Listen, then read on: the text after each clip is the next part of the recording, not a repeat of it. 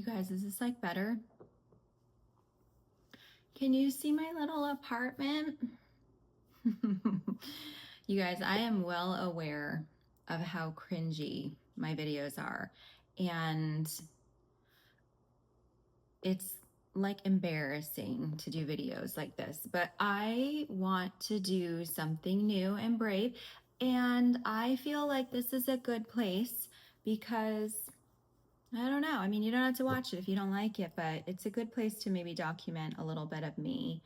And I just think it's cool. So I'm going to try this for a little while. So happy Friday. And I am having a pretty good week. It's been tiring, but it's like trying to bring the good vibes in, trying to soak in the beachy, I don't know, the beachy breezes. It's fall, y'all, and it's beautiful here. And I'm going to keep showing you guys weird stuff that I find at the beach. I'm going to keep doing it. And maybe you do like it. I just want to say.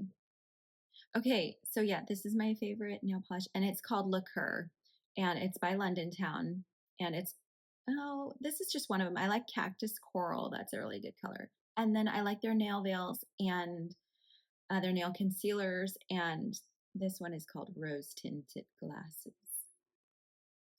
That's the color. I mean, you can't even see the writing. This is me after like 5 days. So look at, don't judge my nail shape or anything. I am not a nail person very much. I'm trying to be good about it though. Like I'm trying to get myself like put together. That's my thing lately, putting myself together. Because I need some more feminine energy in my life. I've worked in the construction industry for a very long time and I still do. And that's why my nails aren't super great. But I try to wear gloves and be careful and wear sunscreen and all the things. So, yeah, crazy. So it is Friday and it's now October, which is beautiful. And we get to have like all the nice, cozy fall things. Let me know what your favorite fall things are. Usually I burn like 100 million candles and I get like my cozy blankets out and stuff. But I'm trying to minimize right now because we are doing this whole like minimalist lifestyle a little bit right now. And hence you can see our empty apartment. Um, we just want to be like frugal and smart. My husband and I are in that stage of life where we just want to be kind of downsizing and being smart with monies and things like that. So, I would like for you guys to tell me if you have something that you like during the fall season that is minimalist, a little bit more minimalist.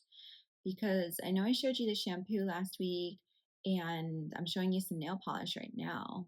Like, you don't need like 100 bottles unless you're like a nail artist or it's your favorite thing in the world, right?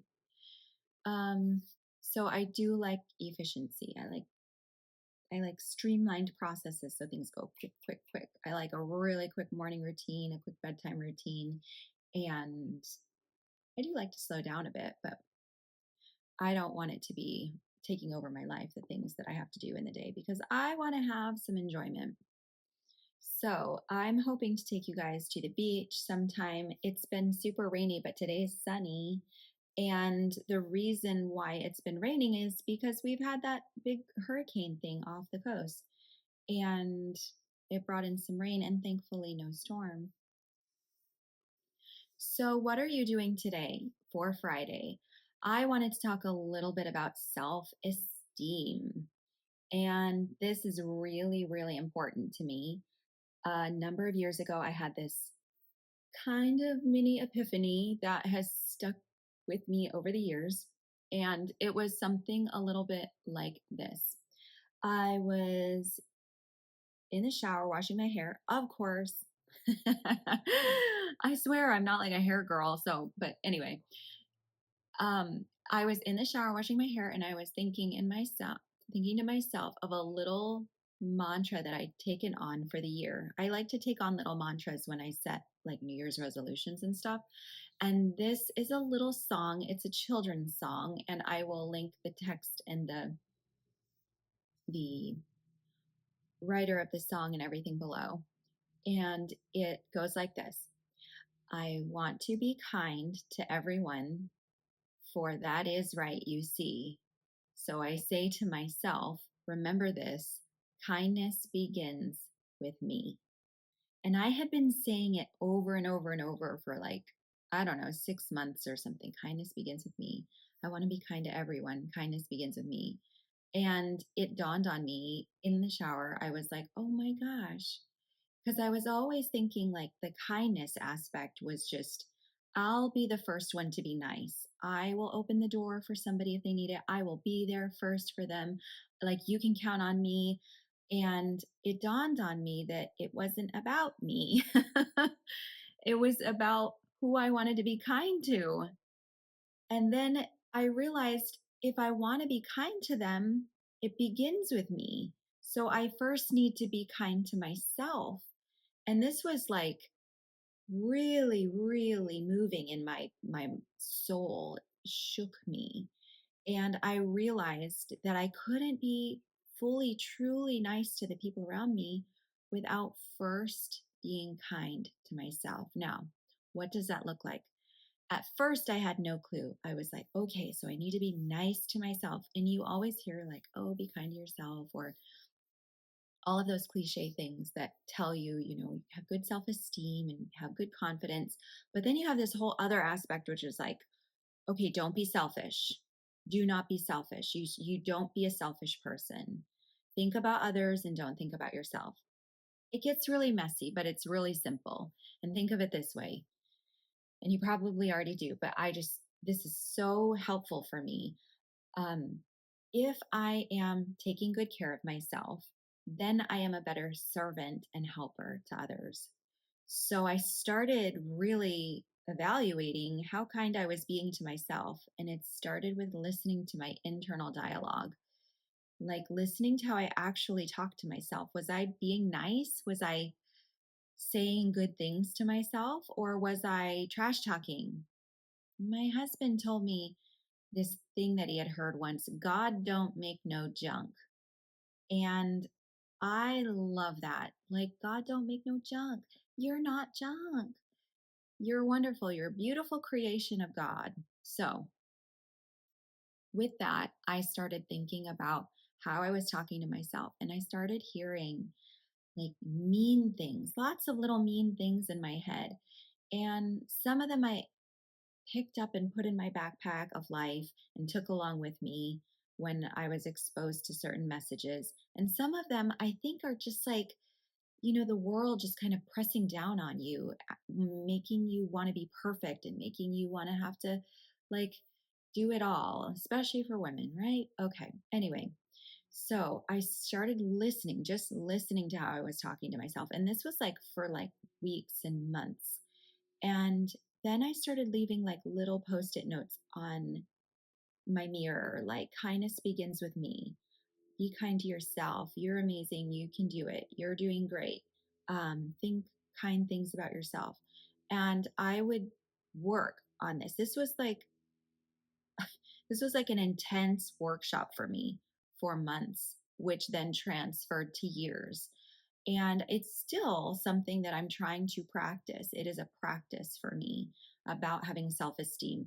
And the key to it is realizing that you're not doing it to give yourself a gift, because chances are, if you have low self esteem already, you're not going to want to give yourself anything. I had to look at it as, if I want to be a better helper for other people, if I want to be there for them, if I want to be nicer to my friends and family, if I want to be a better community member, then I've got to start listening to how I'm talking to myself, because it's distracting me from truly helping them, truly being there for them, truly giving my best self to the world. And as I started listening to that internal dialogue, it's interesting because I started hearing it externally. I started hearing that message from people around me. And I realized, well, it's no wonder I'm thinking these things. It's because I'm hearing these things. And so I started evaluating relationships, my my exposure to media, exposure to conversations and things that I was repeatedly like hearing over and over again. And I started kind of getting myself into a safety corridor, so to speak, where I wasn't going to be hearing those messages as much. And that might have been maybe talking to these individuals instead of those individuals, or watching this show, not that show, listening to this music, not that music. And it all had to contribute to the pot of me being kinder to myself in order for me to help and be there for others. So that was the start of something immense in my life. And since then, a lot has changed. We've moved, we've pivoted in our careers. And I'm saying me and my husband because it's kind of been a process together. When I had this epiphany, like we had a number of like really in-depth conversations about self-esteem, and it turns out that like virtually everyone around us is struggling with this same battle unless they're a narcissist and they truly can't fathom having any problems with themselves and they don't beat themselves up, or they are already like in the sphere of like self-awareness that I'm wanting to achieve and working towards.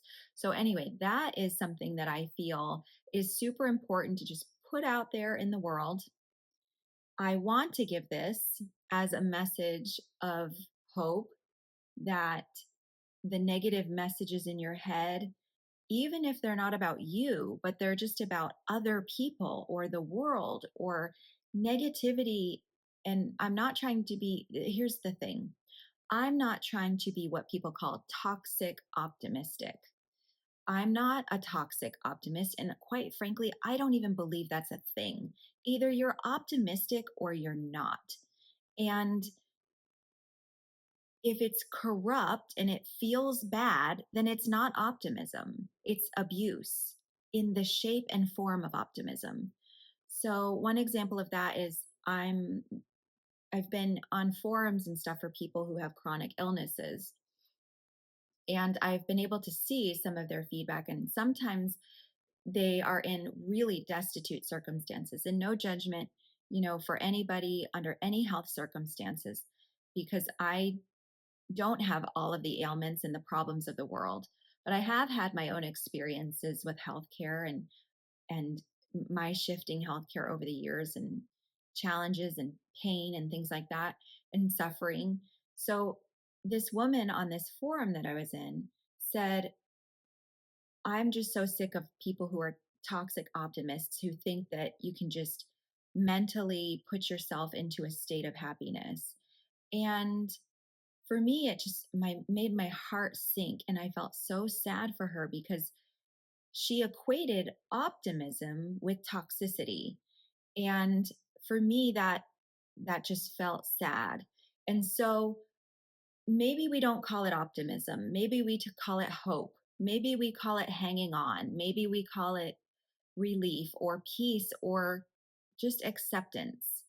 But regardless of the word that you want to use, my message is that in order for us to truly feel resolved, to truly feel good, to truly feel peace, we can consider maybe the practice of being kind to yourself.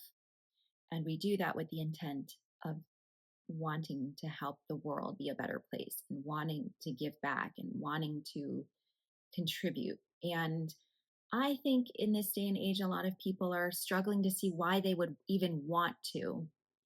But remember that there are good people out there and there are good um, things out there to help. Like even if you're not a people person, you can help animals, you can help the forests, you can help, air quality or take on any project you want. You can help. You can be a helper. And so I'm going to get off my soapbox now. I just really, really was, it turned my life around. This concept that kindness begins with me. And it's allowed me to have this huge, eye opening understanding that if you see a need, you can fill a need. And that gives your life purpose, it gives your life meaning.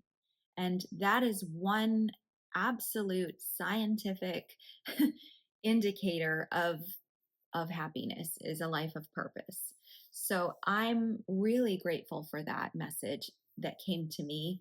And I hope that it's helpful for you. I'd like to know maybe how you've gotten into just having like more of like this acquainted like feeling of self-esteem and confidence while also recognizing your own weaknesses and your own problems and things you want to work on.